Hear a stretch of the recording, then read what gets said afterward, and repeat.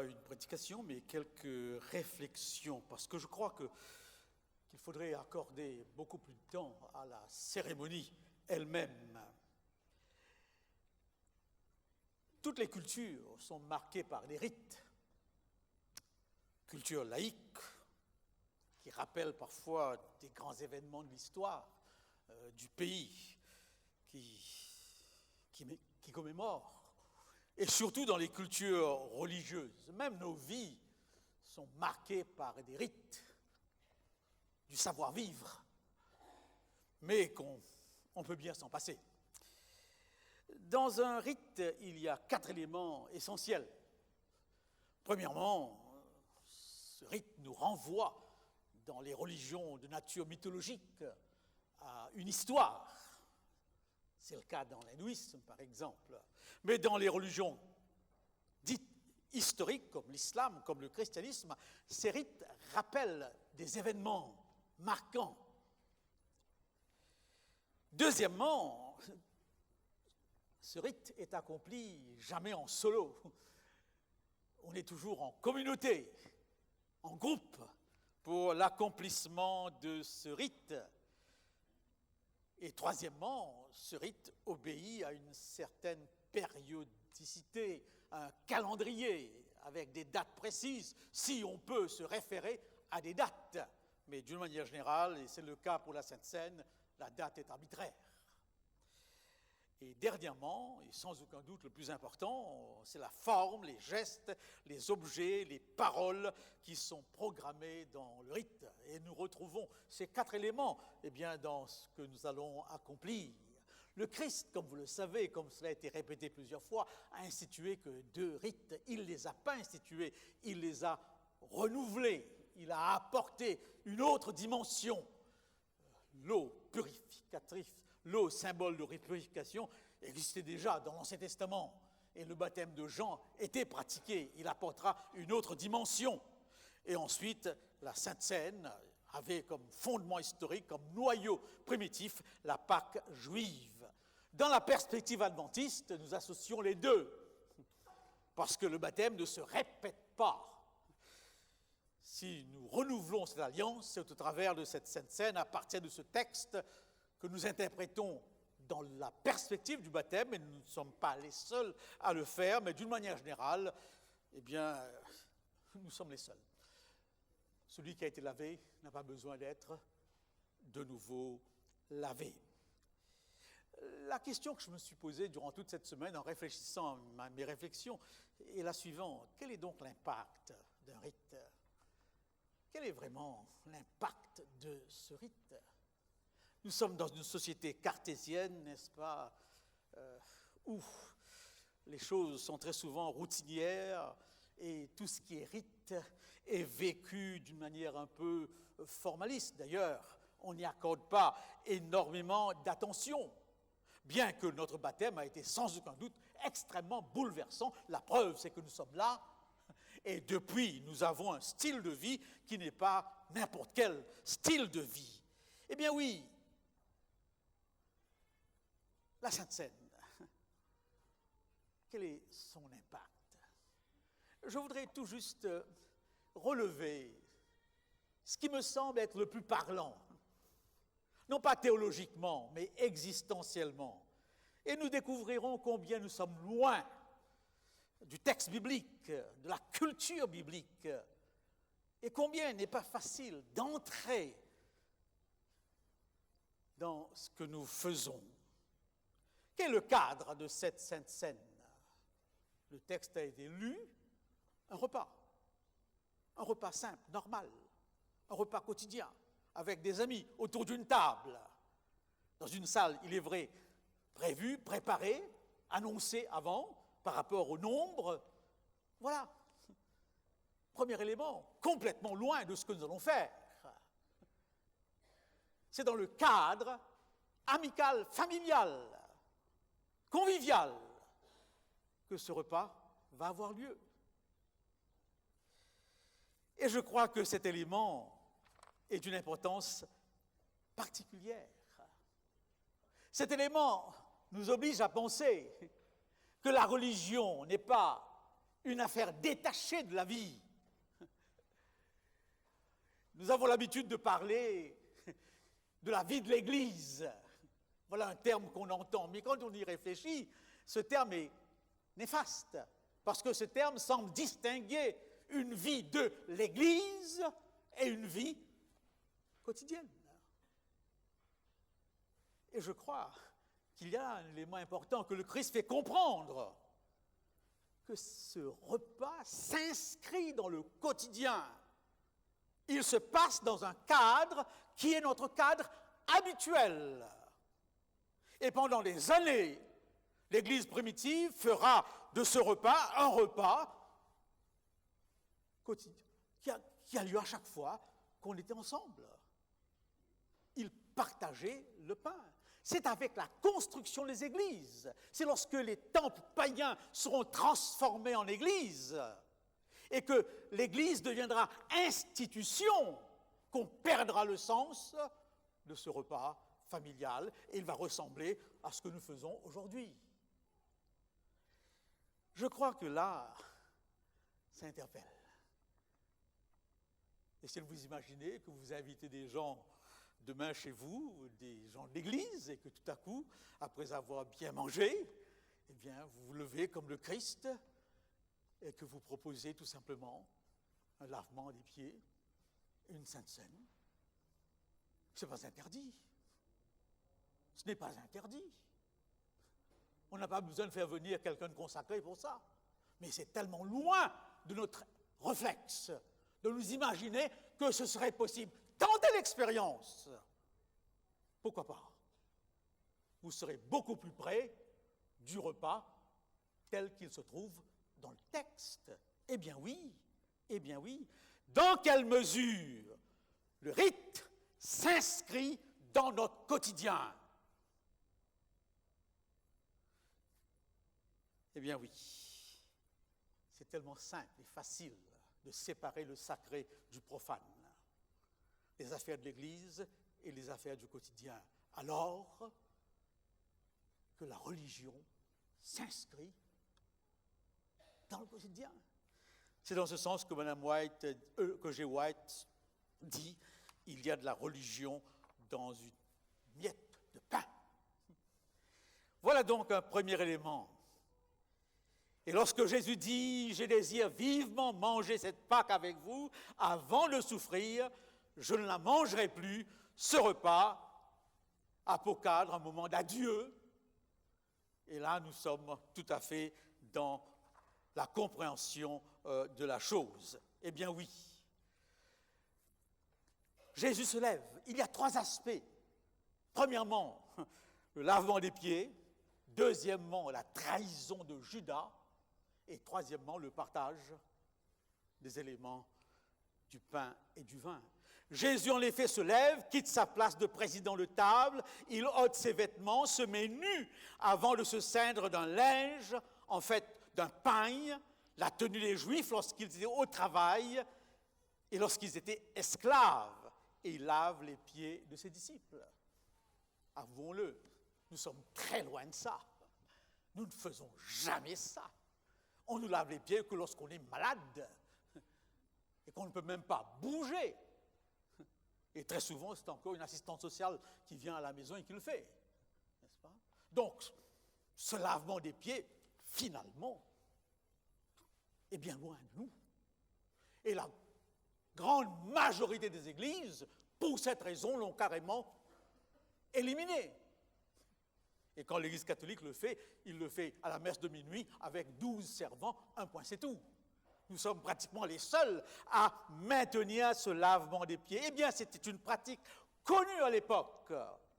C'était l'esclave qui lavait le pied de son maître, la femme qui lavait le pied de son mari, les enfants qui lavaient les pieds du père. Alors la nouveauté ici, c'est que Jésus, le président de cérémonie, Jésus, l'hôte, va lui-même laver les pieds de ses disciples. Voilà la dimension nouvelle. C'est tout.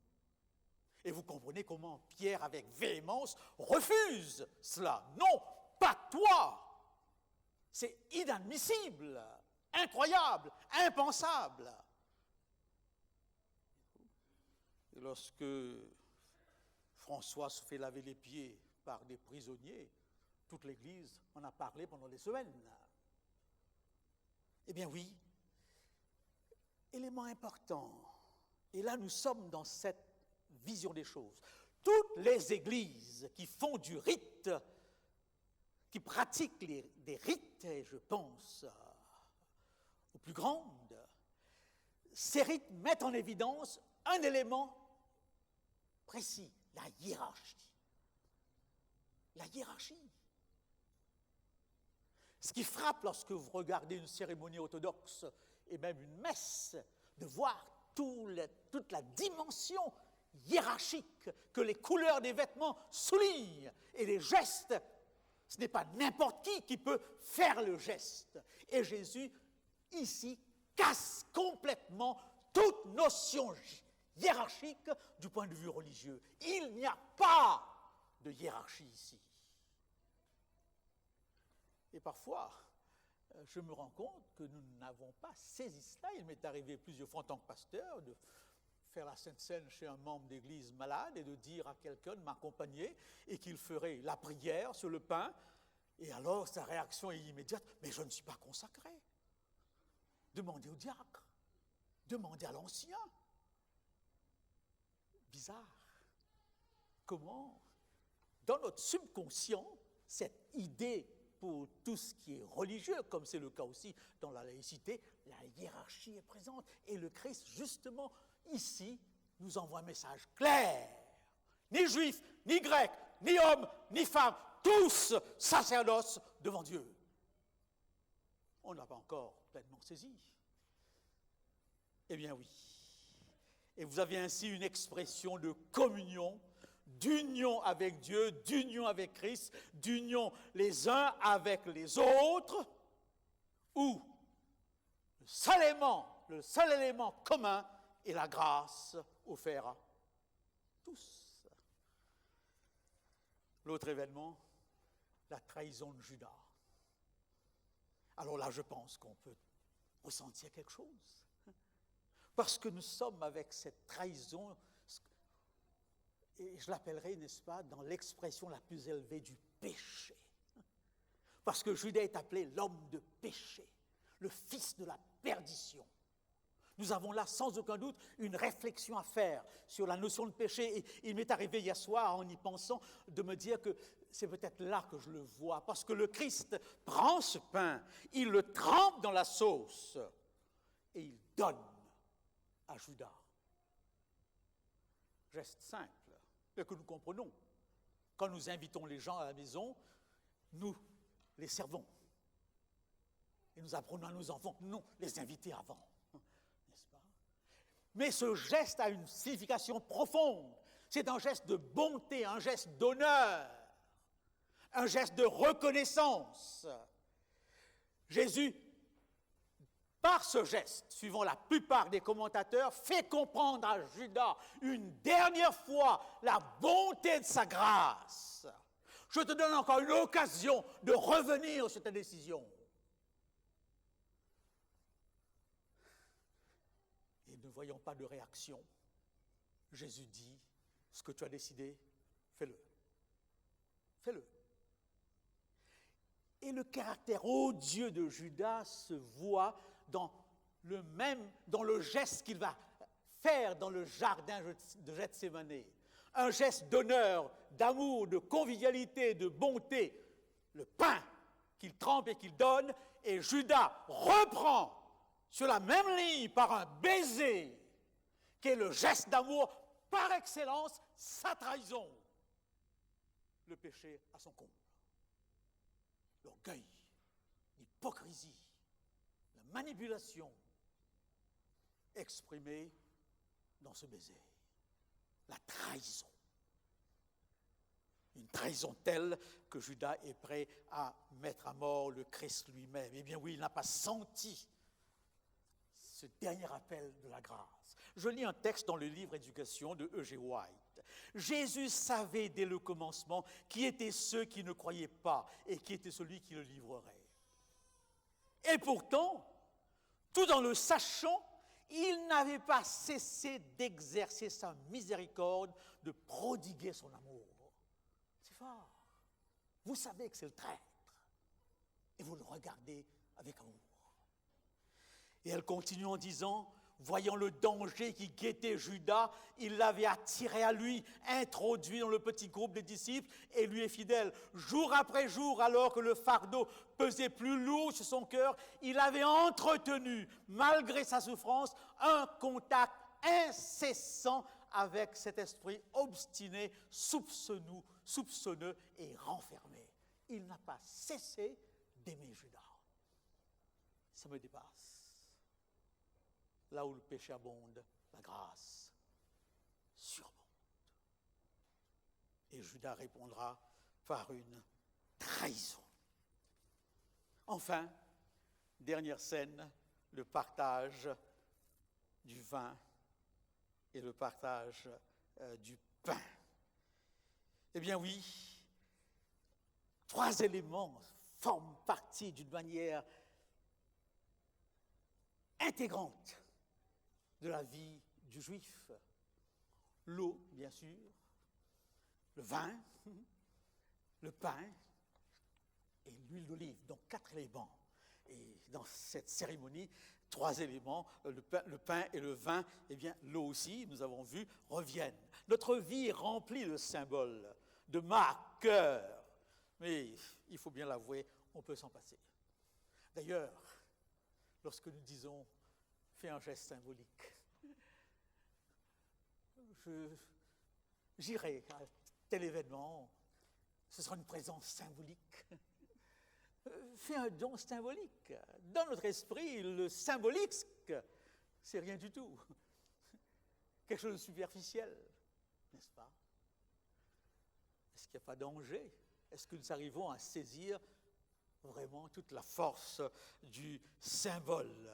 Oui, en Occident, eh bien, civilisation cérébrale, froide, le symbole n'a pratiquement plus son importance. C'est pourquoi c'est pas si simple. Voyons le pain.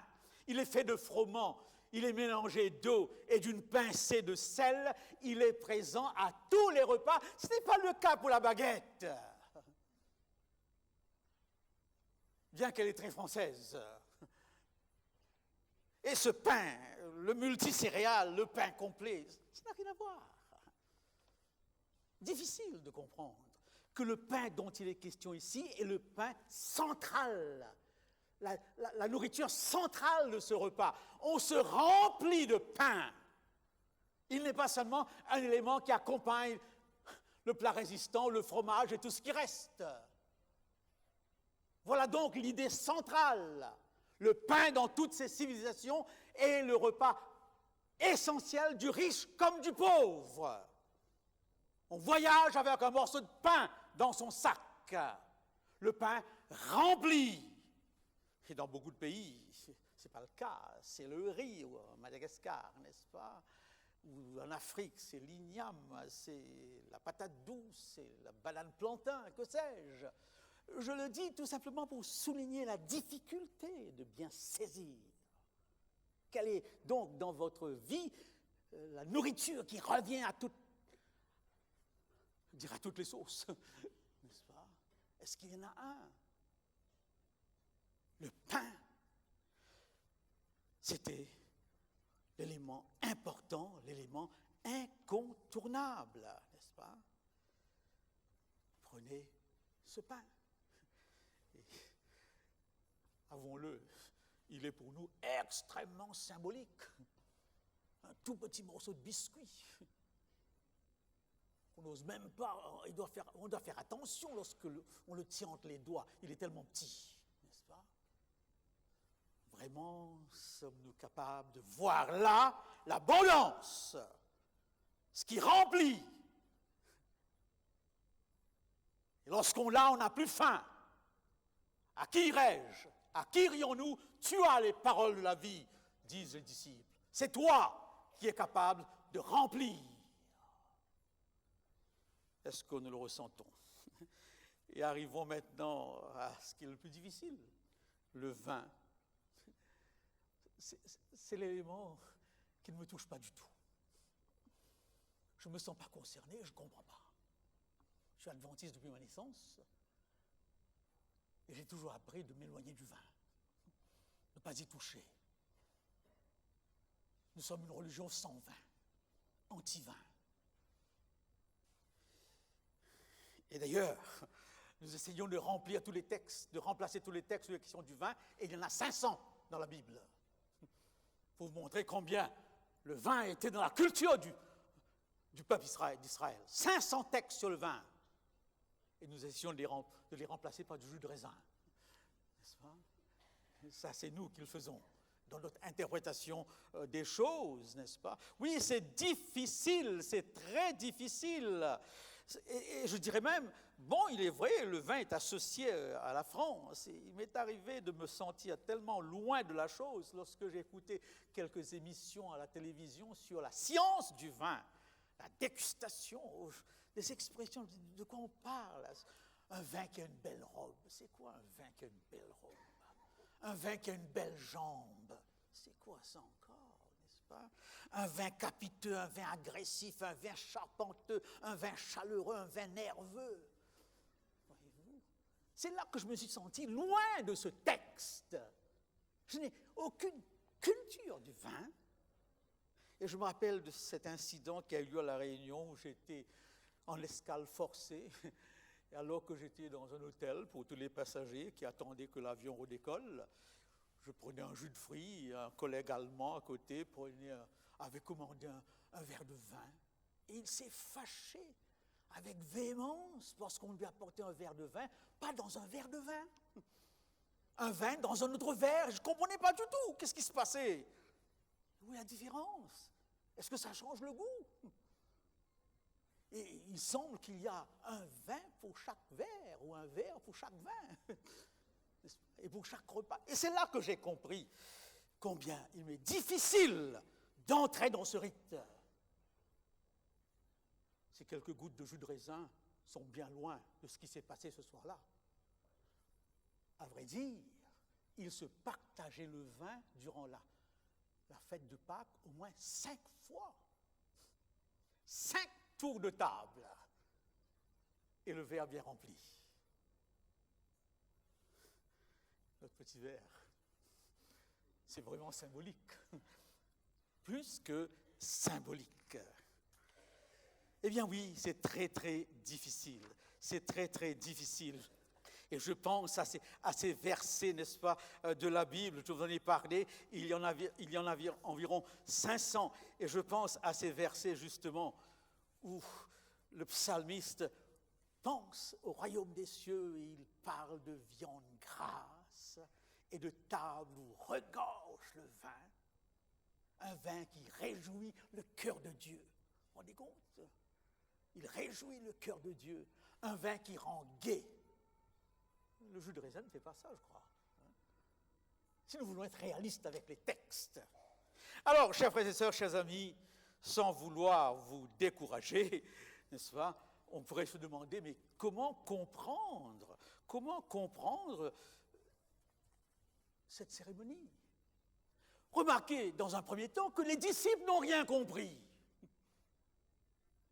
C'est Pierre qui dira à Jésus, n'est-ce pas? C'est Jésus qui dira à Pierre, tu ne le comprends pas maintenant, tu le comprendras plus tard. Et il dira plusieurs fois, comprenez-vous ce que je vous fais? Ils n'ont pas compris ni la trahison, ni l'élément du vin et du pain. Non. La preuve, c'est qu'une fois à Gethsémanée, qu'est-ce qu'ils ont fait? Ils ont dormi, ils ont ronflé. Très loin. Et cela nous interpelle. Comment comprendre? Comment comprendre? Heureusement qu'ils ont compris après. Ils ont pu dire ce qu'ils ont compris. Parce que les deux événements qui sont là, faites ceci en mémoire de moi, faire mémoire d'événements qui n'ont pas encore eu lieu. La mort n'a pas eu lieu, la résurrection n'a pas eu lieu, ni l'ascension. Faire mémoire des choses à venir, difficiles. Faire mémoire de la crucifixion à partir d'un morceau de biscuit et quelques gouttes de jus de raisin, ça n'a rien à voir avec la crucifixion. Et je me demande si ce n'est pas intentionnel de la part du Christ de faire comprendre que finalement, ce n'est pas de ces douleurs dont il voudrait qu'on s'en souvienne, mais il voudrait qu'on s'en souvienne de la joie, du bonheur, de la grâce qui découle de la croix. Pas besoin de vous martyriser encore, je l'ai fait. Au contraire, maintenant, réjouissez-vous, fermez-moi, actualisez de nouveau les souvenirs. Mais combien difficile si les éléments sont si loin. Heureusement que nous avons quelques récits, et je souligne quelques éléments par rapport à ces récits. On peut le comprendre, cet événement, en pensant à la manne qui tombait tous les jours. Voilà un premier récit qui permet de comprendre. Ta vie chrétienne, c'est du quotidien. Tu te remplis jour après jour, pas une fois par an ou une fois par 3 mois. Et tu ne peux pas faire provision pour demain. C'est chaque jour le contact avec le Christ, le contact avec la parole. Et dans le Nouveau Testament, nous avons la multiplication des pains qui nous permet de comprendre la grâce en abondance. Je suis venu pour que vous ayez la vie en abondance. N'est-ce pas? Et nous avons ce discours de Jean sur le pain de vie. C'est lui qui ne raconte pas la Sainte Seine, mais qu'il commente dans son chapitre 10 sur le pain de vie. Et nous avons tous ces textes de Jésus-Christ qui s'attribuent le pain. Je suis le pain tombé du ciel. Donne-nous aujourd'hui notre pain quotidien. Eh bien oui, et par rapport au vin, la noce de Cana. La noce de Cana, sans aucun doute, est en rapport avec l'événement. Un vin nouveau. Un vin nouveau. Et l'apôtre Paul dira, soyez transformés, que vous soyez un vin nouveau, quelque chose de meilleur. Et la question que je peux me poser ce matin, suis-je meilleur? Suis-je de jour en jour meilleur? Est-ce qu'en sortant de ce lieu, eh bien, cette petite gorgée de jus de raisin va-t-il me rendre meilleur? Ce vin des noces de Cana avait un meilleur goût. Et finalement, l'autre récit qui nous permet de comprendre, qui nous donne une théologie de cette cérémonie, c'est la parabole des outres qui se brisent parce qu'elles sont trop vieilles, ce vin nouveau qui se répand, qui s'élargit. Dans quelle mesure notre christianisme est un vin qui brise nos préjugés, qui brise ce que nous sommes pour faire de nous des êtres nouveaux, toujours renouvelés. Chers frères et sœurs, chers amis, il faut qu'on fasse attention. Dans le catholicisme, c'est un sacrement. Ce mot, nous ne connaissons pas sa signification. Dans le sacrement, quelque chose se passe. Grâce à l'autorité du prêtre, c'est lui l'élément clé dans l'échange du sacrement entre l'autel et les membres. Le protestantisme, et nous sommes dans cette perspective, voit qu'un symbole. C'est pour cette raison, pour beaucoup, on peut s'en passer. On ne sent pas le besoin d'être là absolument. C'est symbolique, un point, c'est tout. C'est plus qu'un symbole. E.G. White nous dit une chose que je répète à chaque fois. À chaque communion, dit-elle, il y a entre le communion et Dieu un échange, un partage de la grâce qui correspond aux besoins de la personne qui vient sincèrement communier. Si je prends ce texte tel qu'il est, cela signifie qu'en cet instant particulier, Dieu me rend visite et m'apporte quelque chose de plus. Ce n'est pas uniquement symbolique comme on a toujours cru. Il y a entre le communion et Dieu quelque chose que je ne pourrais pas définir, que je ne pourrais pas structurer, que je ne pourrais pas... La foi appartient au domaine de l'invisible et c'est chacun à ressentir ce que cette cérémonie l'apporte vraiment. Que Dieu nous bénisse. Amen.